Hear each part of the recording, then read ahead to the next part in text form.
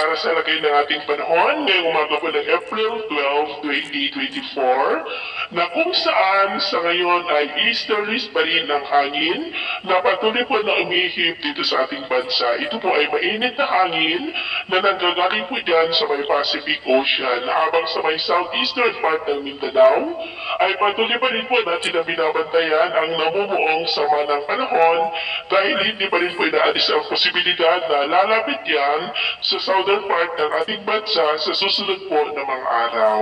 At ito naman ay pinapakita ng forecast model natin pong ginagamit hanggang po sa susunod na 2 linggo.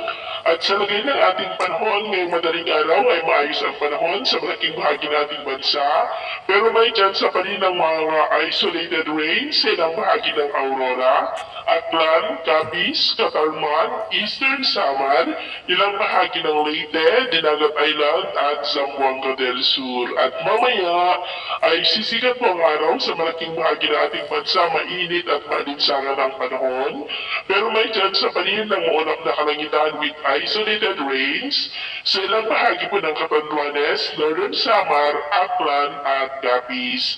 At mamayang hapon, maayos pa rin ang panahon sa malaking bahagi ng ating bansa pero may chance pa rin ng maulap na kalangitan with isolated rains sa ilang bahagi po. At sa atin naman po mga baybayin, wala naman po tayong nakataas na anumang gale warning signals. Pero iba yung mag-ingat lamang po kung papalaot tayo para mas makaiwas sa mga sakunang pangkaragatan.